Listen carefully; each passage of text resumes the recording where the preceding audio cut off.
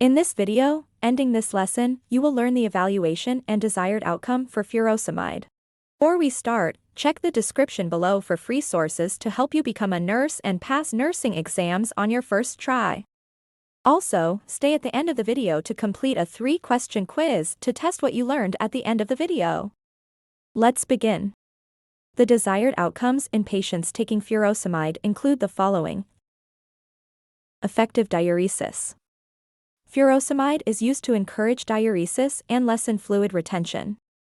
The intended result is the efficient removal of extra fluid from the body, which reduces edema, enhances breathing, and relieves symptoms brought on by fluid overload. Medication adherence. Desired outcomes include patients consistently adhering to the prescribed furosemide regimen. This involves taking the medication as prescribed, following the recommended dosage and frequency. Adherence ensures the medication's optimal therapeutic effects and helps prevent complications related to fluid overload or inadequate diuresis. Fluid balance. The goal is to achieve and keep a fluid status that is balanced. This involves managing fluid intake or changing the furosemide dosage to prevent fluid overload or dehydration.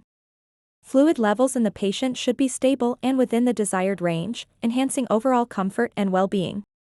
Electrolyte balance.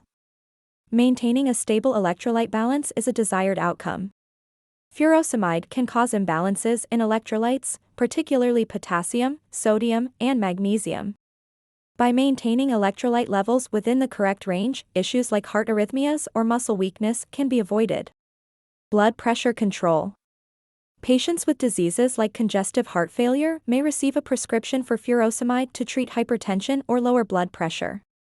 The desired outcome is achieving and maintaining target blood pressure levels determined by the healthcare provider. Controlled blood pressure reduces the risk of complications associated with hypertension and supports cardiovascular health. Improved symptoms. Symptoms of fluid overload, such as fatigue, edema, or shortness of breath, are frequently treated with furosemide. The goal is to lessen these symptoms, which will improve exercise tolerance, improve quality of life, and relieve discomfort all around. Collaboration with the healthcare team.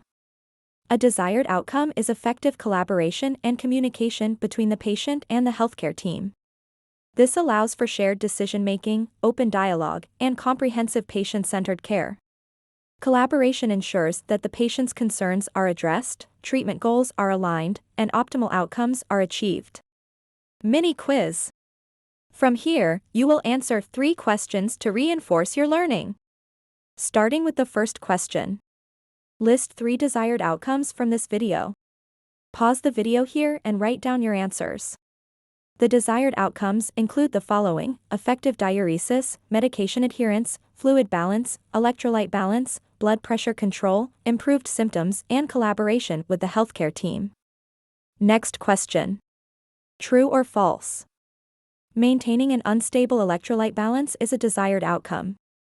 Furosemide can cause imbalances in electrolytes, particularly potassium, sodium, and magnesium. This is false. The goal is to maintain a stable balance. Final question. Fill in the blank. Patients with diseases like blank may receive a prescription for furosemide to treat hypertension or lower blood pressure. The answer is congestive heart failure. This ends this lesson on furosemide. This channel has many more videos to help you pass nursing school.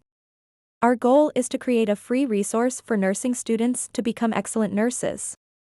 If you found this video useful, help us grow and hit that subscribe button. And tell your nursing friends about us.